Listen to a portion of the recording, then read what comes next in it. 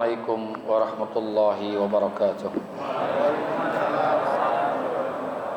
Al-Fatihah ila hadratin Nabi Muhammadin al-Mustafa Rasulillah sallallahu alaihi wasallam wa li jami'i arwahi walidina wa masyayikhina wa muallimina wa asatizina khususan li muallifi hadzal kitab Al-Imam Yahya bin Sharaf An-Nawawi wa khususan li muassisi hadzal masjid wal majlis anna Allah yaghfir lahum wa yarhamuhum wa yu'li darajatihim fil jannah wa yanfa'una bi asrarihim wa anwarihim wa ulumihim wa nafahatihim fid din wad dunya wal akhirah wa anna Allah al-karim yaftahu alaina futuhal arifin wa yufaqihuna fid din wa yarzuquna kamal al-ikhlas wal yakin wa ila hadratin nabi syai'un lana wa lahum al-Fatiha.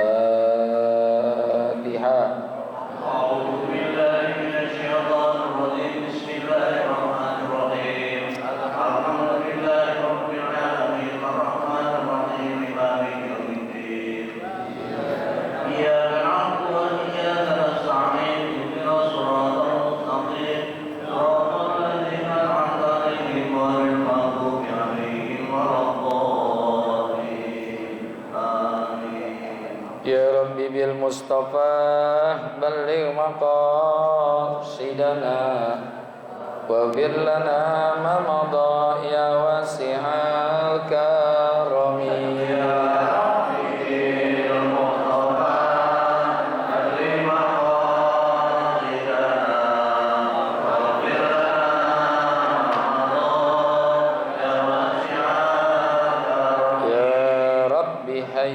lana min amrina rasyada waj'al ma'unatakal husna lana madada ya Rabbi bil Mustafa bil maqasidana wa bil lana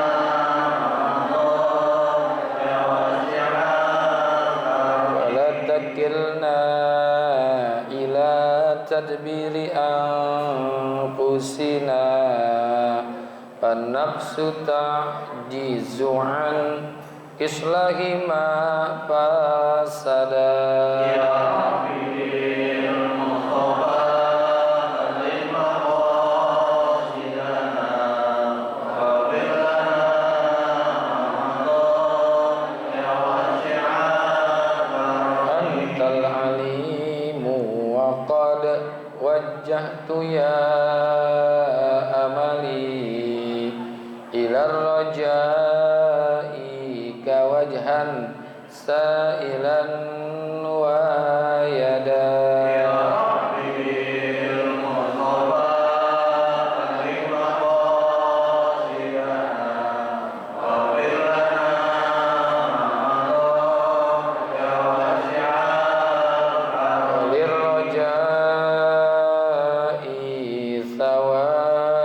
anta ta'lamuhu faj'al sawabi dawa masitri li abada ya Rabbi bil Mustafa lil maqasidana wa bil lana ya wasi'al Allahumma salli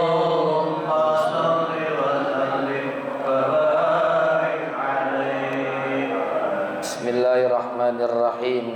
Alhamdulillahilladzi ja'ala ta'limana ta'liman mubarakan fi tuli hayatina wa ja'alahu sababan li husnil khatimati fi akhir umrina.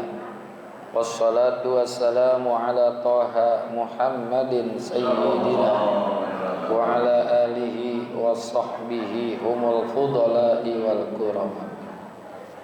Amma ba'du, hadratal muhtaramin, para asatizah, para guru, para orang tua, bil khusus guru kita Bapak Ki Haji Dr. Andes Muhammad Ja'far Al-Ustaz Farah Furqan, Ustaz Abdul Hamid, Mustafa Al-Hafiz, dan segenap pengurus Masjid Jami Al-Jihad, Bapak Haji Jana dan jajarannya, Bapak Haji Husain Mukri, dan juga pengurus Majlis Ta'lim Ukhuwah Islamiyah, Bapak Haji Basrain, Bapak Haji Muhammad Tahir, dan seluruh para guru yang hadir, yang semoga semua dimuliakan Allah Subhanahu wa taala. Hadirin bapak-bapak, ibu-ibu, para pencinta ilmu yang semoga kita semua dirahmati Allah. Alhamdulillah, pagi hari ini kita kembali hadir di majlis yang penuh keberkahan ini, yaitu majlis ilmu. Semoga hadirnya kita mendapatkan ilmu yang manfaat, ridha dan inayat, sehat afiat dalam ibadat. Allah selamatkan diri kita semua dari alam dunia sampai alam akhirat. Amin ya rabbal alamin. Wa bisanadil muttasili ilal imami muhaddisi rahimahullahu ta'ala wa adaman nab'a bihi wa bi barakati ulumihi wa bikum fid daraini amin. Qala radhiyallahu anhu an Abi Zarrin Al-Ghifari radhiyallahu anhu anin Nabi sallallahu alaihi wasallam bima yarwihi an Rabbih azza wa jalla annahu qala ya ibadi inni haramtu zulma ala nafsi wa ja'altuhu bainakum muharrama. Dari Sayyidina Abu Zar Al-Ghifari, beliau menjelaskan bahwasanya Nabi bersabda tentang apa yang beliau riwayatkan dari Tuhannya Azza wa Jalla, bahwasanya atau sesungguhnya Allah berfirman, ya ibadi, wahai hambaku, inni haramtu zulma, sesungguhnya aku telah mengharamkan kezaliman atas diriku, wa ja'altuhu bainakum muharrama, dan aku menjadikan kezaliman itu haram di antara kamu. Dikit-dikit nih ya, hadisnya panjang. Ini hadis dari Abu Zar Al-Ghifari yang nama sebetulnya adalah Jundub Ibnul Junadah. Jadi nama sebenarnya Jundub bin Junadah. Ini kunyah Abu Zar, dia punya anak namanya Zar Al-Ghifari dari suku Ghifar. Nama sebetulnya adalah Jundub bin Junadah.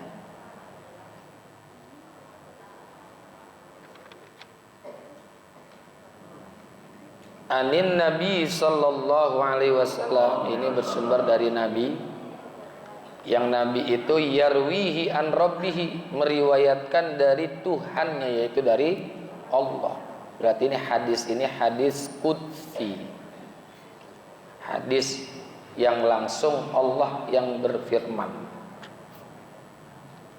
Hadis qudsi itu hadis-hadis firman-firman Allah yang tidak termaktub di dalam Al-Quran. Itu namanya hadis qudsi. Yang posisi hadis ini adalah hadis yang paling tinggi dari hadis-hadis yang lain. Inni haramtu zulma ala nafsi, sesungguhnya aku haramkan kezaliman itu untuk diriku. Jadi Allah itu tidak punya sifat zalim, karena wa mallahu bizzallamin lil abid.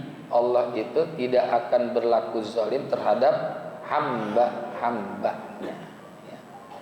Jadi Allah itu tidak bersifat zalim. Apa sih arti zalim? Zalim itu adalah wad'u syai'in laisa fi makanihi, meletakkan sesuatu bukan pada tempatnya. Itu namanya zalim. Lawannya apa? Adil. Jadi lawannya Zalim adalah adil. Wad'u syai'in fi makanih, meletakkan sesuatu pada tempatnya. Kalau zalim itu banyak sih contohnya. Kalau dalam perbuatan, laki-laki pakai anting itu zalim, ya. Laki-laki pakai anting, pakai sepatu di kepala, itu namanya goblok. Zalim. Sepatu kan buat di kaki, ditaruh di paha. Zalim itu kalau contoh gampang, ya. Zalim itu adalah wad'u syai'in laisa fi makanihi atau fi mahali, meletakkan sesuatu bukan pada tempatnya, ya. Zalim. Jadi kezaliman ini tidak mungkin melekat pada zat Allah Subhanahu wa ta'ala, ya. Jadi nggak mungkin tuh kezaliman itu melekat pada zat Allah, nggak mungkin, karena ayat-ayatnya banyak, ya. Jadi Allah firmankan haramtu 'alan nafsi, inni haramtu zulma 'alan nafsi wa ja'altuhu bainakum muharraman, dan aku pun menjadikan kezaliman itu haram bagi kalian. Ini hadis luar biasa. Di depannya ada ya ibadi, wahai hamba-hambaku. Kehambaan ini merupakan derajat yang tertinggi dari derajat-derajat yang lain. Sehingga Rasulullah sallallahu alaihi wasallam ketika berbicara tentang ayat Isra Mi'raj, subhanalladzi asra bi 'abdihi, maha suci Allah yang telah memperjalankan hambanya, ya. Kenapa disebut hamba? Karena memang pertama alasannya Rasulullah itu adalah satu-satunya manusia yang sudah pantas dan layak punya derajat kehambaan, punya pangkat kehambaan. Kalau kita ini umatnya baru ngaku-ngaku doang, ngaku sebagai hamba Allah, ya. Itu pun ngakunya kalau lagi susah. Ya Allah, pandanglah aku ini adalah hamba-Mu, ya. Kalau lagi susah ya ngomong hamba, ya. Kalau lagi senang bukan hamba Allah, hamba dunia, ya. Ini hamba. Karena sifatu asrofun, sifat yang paling mulia adalah sifat kehambaan. Disebutkan oleh ulama, laisa lil mu'minina sifatu asrofun asrofu wala atamun minal ubudiyati. Tidaklah bagi seorang yang beriman itu sifatun, ada satu sifat asrofu yang lebih mulia, wala atamma, dan paling sempurna, minal ubudiyah, dibandingkan sifat kehambaan. Di Rasulullah itu memang sudah pantas disebut hamba Allah. Sementara kita nih baru ngaku-ngaku hamba Allah. Kadang-kadang kita menghambakan diri kepada dunia, menghambakan diri kepada makhluk, ya. Kehambaan kita belum total, ya, yakin belum total. Itulah setinggi-tingginya sifat, yaitu sifat al-ubudiyah. Yang kedua, Rasulullah disebutkan sebagai hamba Allah dalam surah Al-Isra itu karena kalau derajat kehambaan itu masih bisa ditempuh oleh umatnya. Kalau derajat kenabian udah nggak bisa, derajat kerasulan juga udah nggak bisa. Tapi kalau derajat kehambaan masih bisa dicapai oleh hamba, oleh umatnya, masih bisa diambil oleh umatnya. Jadi semua manusia bisa jadi hamba Allah. Tapi kalau kenabian dan kerasulan udah nggak bisa. sepinter-pinternya orang, sealim-alimnya orang, sehebat-hebatnya orang, itu udah nggak bisa lagi mencapai derajat kerasulan dan kenabian. Tapi kalau kehambaan masih ada peluang, ya, masih ada peluang. Maka disebut subhanalladzi asra bi abdihi. Jadi derajat yang paling tinggi inilah derajat kehambaan, ya. Al-Imam Al-Ghazali di dalam salah satu dari sekian banyak kitab yang beliau tulis, yang paling masterpiece itu kan Ihya Ulumiddin. Ada kitab nggak tebal, cuma segini nih, segini. Kitabnya namanya Ayyuhal Walad, wahai anakku. Ayyuhal Walad. Beliau ini menulis kitab itu karena ada salah satu murid beliau bertanya tentang makna daripada kehambaan. Kalau abdun itu hamba, ya, jamaknya ibadun, ibad. Nah, kalau kehambaannya namanya ubudiyah, ubudiyah, ya. Makanya ada fikih ubudiyah, fikih muamalah. Nah, murid daripada Imam Al-Ghazali nanya kepada gurunya, yaitu Imam Al-Ghazali, tentang makna penghambaan diri kepada Allah yang sesungguhnya. Sampai beliau menulis kitab tuh Ayyuhal Walad. Apa jawaban Imam Al-Ghazali? Beliau mengatakan, iza sa'altani anil ubudiyati fa innaha salasatu umurin. Jika engkau bertanya kepadaku tentang makna penghambaan diri kepada Allah secara total, fa innaha salasatu umurin, maka hal itu harus memiliki 3 perkara. 3. Apa yang pertama? Muhafazatu amris syar'i. Harus bisa dan mampu menjaga perkara-perkara syariah. Muhafazah. Syariat itu kan artinya ibadah. Di antaranya ibadah apa? Contoh satu aja, ibadah sholat, ya, ibadah sholat. Karena di dalam sholat ini kan terhimpun seluruh amal ibadah. Di dalam sholat itu ada syahadat, ada zakat, ada puasa, ada haji. Jadi rukun Islam itu terhimpun di dalam sholat. Dan juga ibadah-ibadah yang lain ada, gitu. Tapi di dalam rukun Islam saja itu ada semuanya di dalam sholat. Pertama syahadat, ya kan, itu syahadat bagian daripada rukun Islam, ya, mengucap 2 kalimat syahadat.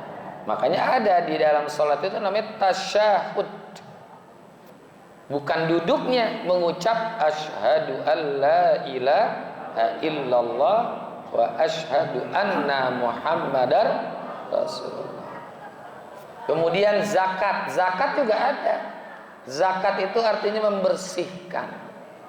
Maka kita mesti bersih dari hadas besar dan hadas kecil di saat melakukan sholat.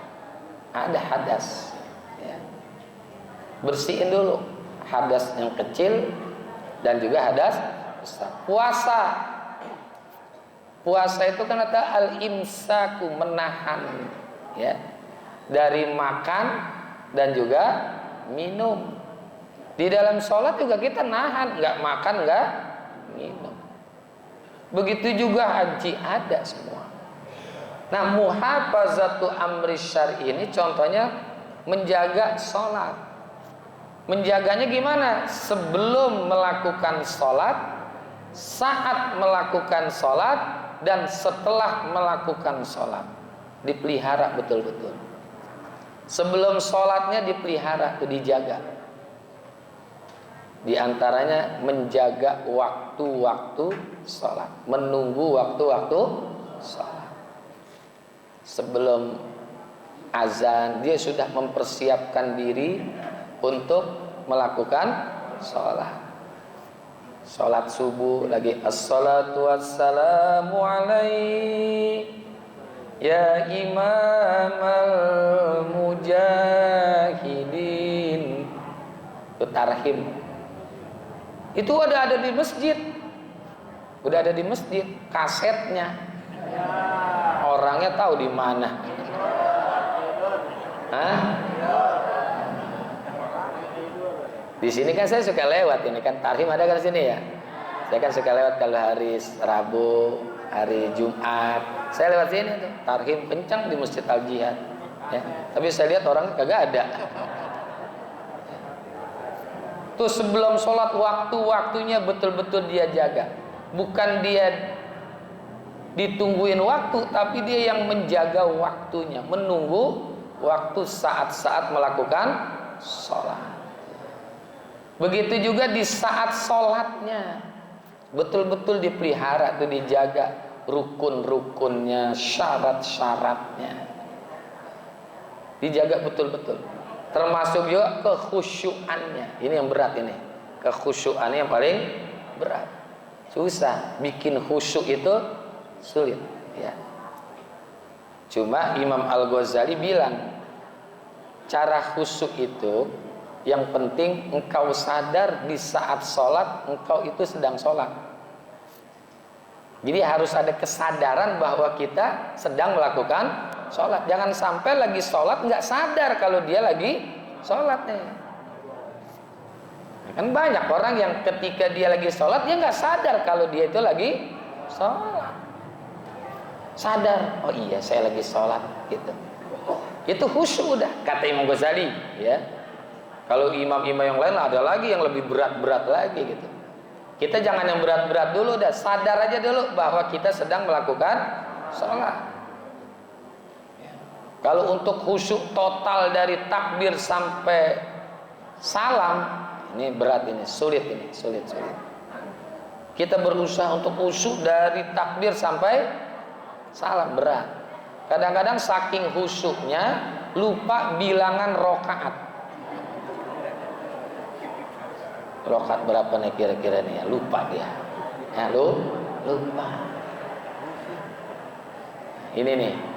Termasuk juga selesai sholatnya betul-betul dipelihara. Ya, innas sholata tanha anil fahsya'i wal munkar. Dia jaga tuh sholatnya setelah sholatnya. Jadi artinya kerjaan-kerjaan sholat itu betul-betul dia melakukan di saat di luar sholatnya. Ulama mengatakan ij'al dakhilas sholat kharijaha. Jadikanlah olehmu apa-apa yang ada di dalam sholat dibawa keluar sholat.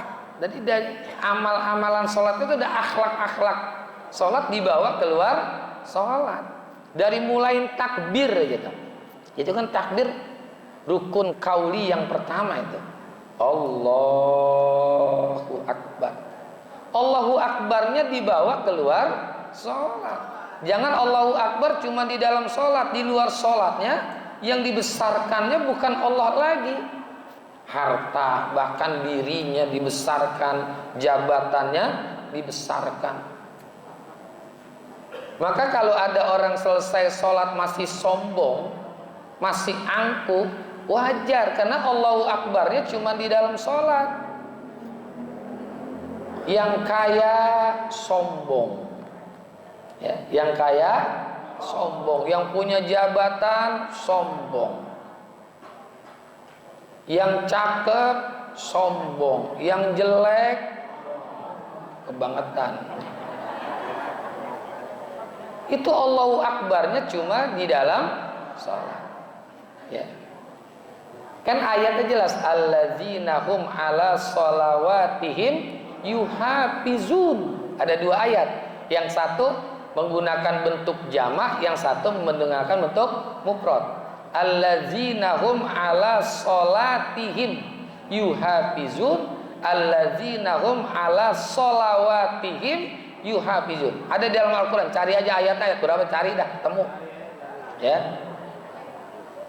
Yang mereka itu memelihara akan sholat mereka. Jadi sholat itu yang penting memeliharanya ya. Setelah sholat tetap dipelihara. Allahu Akbarnya aja dulu nih berat kita nih. Jadi tetap di dalam sholat kita besarkan Allah, di luar sholat kita besarkan Allah juga. Allahu Akbarnya aja tuh baru Allahu Akbar, belum lagi Fatihahnya. Jadi ij'al dakhilas sholah kharijaha, jadikanlah olehmu hal-hal yang ada di dalam sholat dibawa keluar sholat. Jangan justru dibalik, ij'al kharijas sholah dakhilaha, jadikanlah olehmu hal-hal yang di luar sholat dibawa ke dalam sholat. Kunci dompet lupa, ingatnya di dalam. Pernah begitu? Sering pernah. Itu muhafazah anis syar'i. Yang kedua kata Imam Al-Ghazali, untuk menjadi hamba Allah ini harus ar-ridha bil qada wal qadari wa qismatillah. Ridha, rela, bil qada dengan ketetapan Allah, wal qadari dan juga takdirnya Allah, wa qismatillah dan hal-hal yang diberikan oleh Allah. Ridho. Jangan kita minta ridho Allah mulu. Allahumma inna nas'aluka ridhoka wal jannah. Sudahkah kita ridho kepada Allah?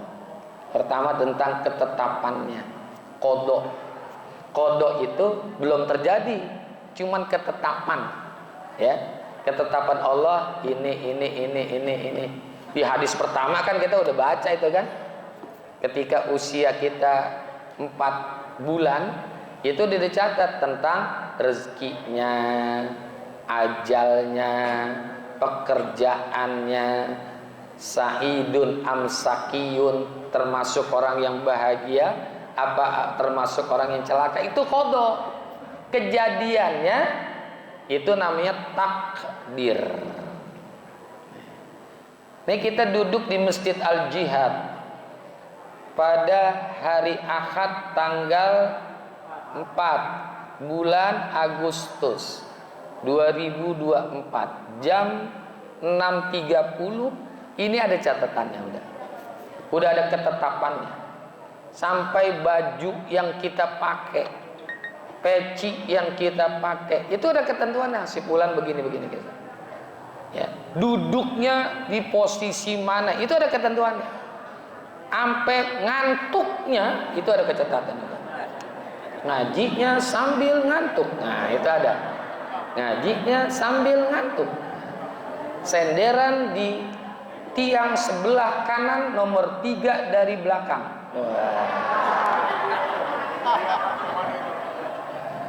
Itu ada catatan. Itu qada. Nah, kejadiannya namanya takdir. Ini harus kita percaya dengan qada dan qadar. Maka qada dan qadar itu salah satu rukun iman. Percaya pada qada dan qadar gitu kan. Itu kalau di dalam mujmalah tuh aqidatul mujmalah. Wa ba'du fa inna walhamdulillahi qad radina billahi rabba wa bil islami dina wa bi muhammadin nabiyya wa rasula wa bil qur'ani imama wa bil ka'bati kiblatan wa bil mu'minina ikhwana. Ya, wa tabarra'na min kulli dinin yukhalifu dinal Islam. Itu dulu ada tuh tentang qada dan qadar.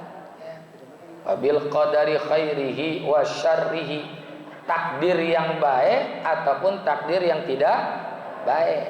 Ya, yang baik, ini kayak ngaji ini kan baik, udah ada ketentuannya. Atau yang buruknya juga, yang kita nggak senang, sakit.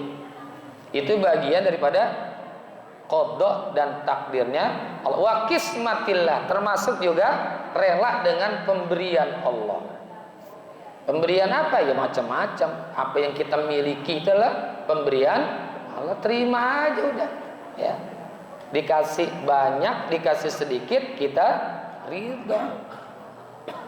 Yang terakhir, kalau ingin jadi hamba Allah yang sesungguhnya, kata Imam Ghazali, tarkur ridho nafsihi li talabir ridallahi. Meninggalkan keinginan dirinya untuk mencapai apa yang Allah inginkan. Jadi meninggalkan keinginan kita nih untuk mencapai apa yang Allah mau, apa yang Allah inginkan. Ya gampang dah, contohnya kayak gini nih. Nih, ini kita sudah bisa nih sedikit-sedikit meninggalkan keinginan kita untuk mencari apa yang Allah inginkan. Hadir ke majelis ilmu. Ini Allah senang. Kalau ngikutin inginnya kita gini hari enak tidur. Bener kan? Apalagi hari Ahad. Oh, ya. Atau pengen mancing. Jam ini berangkat mancing. Ya, keinginan kita tinggalin untuk mencari apa yang Allah inginkan. Tuh. Itu 3 tuh syarat menjadi hamba Allah. Yang pertama saya ulangin adalah muhafazatu amri syar'i, menjaga perkara-perkara syariah, agama atau ibadah. Yang kedua ar-ridha bil qada wal qadari wa qismatillah, ridha terhadap ketetapan Allah dan takdirnya, serta ridho juga dengan pemberiannya. Dan yang terakhir tarkur ridho nafsihi li talabir ridallahi, meninggalkan keinginan dirinya untuk mencapai keinginan Allah. Itulah hamba Allah, ibadi. Nah, jadi ubudiyah, ya ubudiyah. Jadi Allah di sini balik lagi haramkan zatnya untuk berlaku zalim, wa ja'altuhu bainakum muharramun, dan aku jadikan juga kezaliman itu haram bagimu. Kezaliman yang paling tinggi adalah asyirku billah. Ya. Kezaliman yang paling berat, yang paling tinggi itu adalah syirik kepada Allah. Ya. Jadi syirik kepada Allah itu merupakan kezaliman yang paling puncak. Ya. Yang paling puncak. Inna syirka la zulmun azim. Sesungguhnya kesyirikan itu merupakan kezaliman yang paling besar.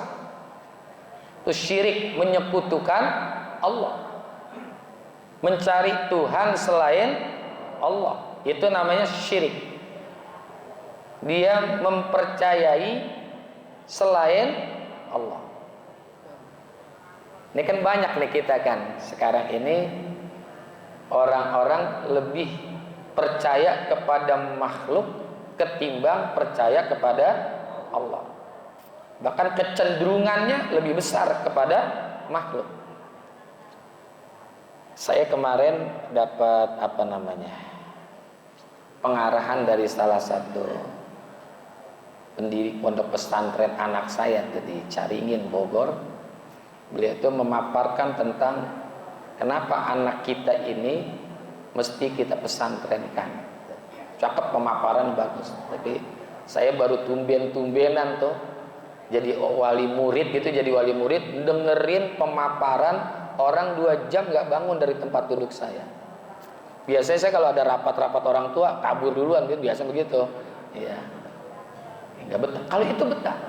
Ada salah satu yang saya ambil. Kenapa? Kata beliau tuh, kenapa kita mesti memesantrenkan anak? Dia ambil riwayat ketika Nabi Ibrahim alaihissalam melepas dan meninggalkan Nabi Ismail beserta Siti Hajar di kota Mekah. Di kota Mekah. Itu tempat yang gersang, yang nggak ada pepohonan, air aja susah, ya kan gitu kan? Air saja susah.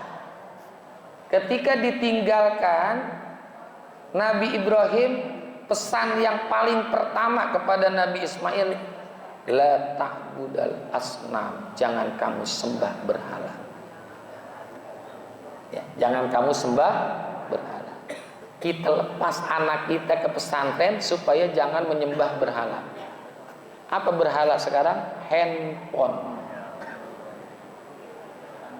Handphone. Makanya pesantren-pesantren kan nggak boleh bawa handphone kan? Nggak boleh. Nggak boleh. Ya. Itu berhala. Bahkan sekarang ada orang yang sudah keranjingan main handphone, anak-anak tuh, ya Allah. Lihat dah, ada yang nggak megang handphone, tangannya begini-begini, tangan begini-begini. Apalagi kalau udah main mobil legend, ya, mobil legend, gitu. Waduh. Sampai ketika dia nggak punya paket, nggak punya ini, marah-marah. Betul nggak? Itu berhala tuh sekarang tuh. Berhala. Ya bukan dalam arti nggak boleh main handphone, boleh, ya. Tapi kan sebetulnya masa anak-anak itu belum pas. Ya kalau buat orang yang butuh akan informasi, ya boleh-boleh aja. Tuh. Jadi syirku billah itu bukan dalam arti dia nyembah berhala, bukan. Ya bukan dalam berhala. Ya.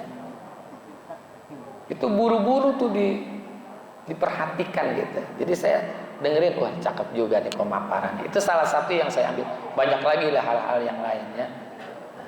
Jadi asyirku billah itu a'zamuz zalmi, sebesar-besarnya kezaliman, ya. Syirik. Jadi syirik itu sebesar-besar kezaliman, ya. Jadi hadis-hadisnya banyak dah. Az-zulmu zulumati yaumal kiamat. Kezaliman itu adalah kegelapan pada hari kiamat. Jadi Allah itu tidak bersikap zalim, ya. Maka kita pun dilarang untuk bersikap zalim kepada diri kita, termasuk kepada orang lain. Zalim, ya. Jangan sampai itu kita lakukan kezaliman. Makanya dikatakan fala tazalamu, janganlah kalian saling menzalimi, jahat kepada orang lain, ya. Jahat, berlekap zalim. Ya ibadi kullukum dolun wallahu a'lam bissawab. Insyaallah nanti kita lanjutkan. Semoga manfaat. Wassalamualaikum warahmatullahi wabarakatuh.